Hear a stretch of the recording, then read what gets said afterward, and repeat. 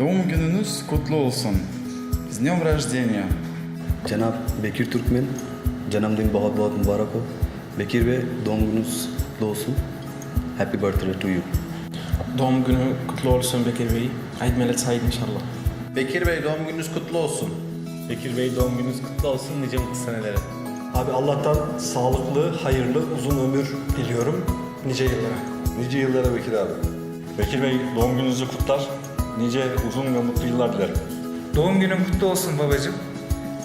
Nice nice yıllara inşallah hep beraber mutlu mesut bir şekilde ailecek uzun bir güzel bir ömür inşallah bizleri bekliyor.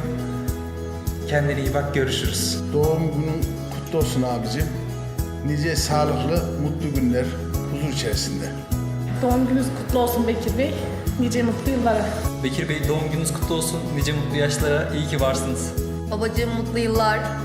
Ve doğum gününüz kutlu olsun. Nice mutlu, sağlıklı senelere inşallah hep birlikte. Bekir Bey doğum gününüz kutlu olsun. Nice yıllara. Siz bizim için değerlisiniz. Bekir Bey doğum gününüz kutlu olsun. Nice mutlu senelere.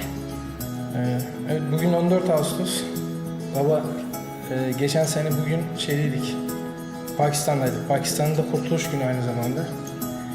İnşallah yine çok önemli bir şey için bugün Denizli'ye gidiyoruz. Böyle güzel bir günde seninle güzel bir seyahat yapacağız. Allah birliğimizi, beraberliğimizi bozmasın. İnşallah yeni yaşın hayırlı uğurlu olsun. Seni çok seviyoruz. Seni başımızdan eksik etmesin. Doğum gününüz kutlu olsun Bekir Bey. Nice yıllara, nice senelere. Abim doğum günü kutlu olsun. İyi ki bizimlesin. İyi ki büyümüşsün. Hep beraber nice yıllara. Bekir Bey doğum gününüz kutlu olsun. Sizi sevenlerle ve sevdiklerinizle nice yıllara. İki kapı bir anda gidiyorum. Gündüz gece, gündüz gece, gündüz gece.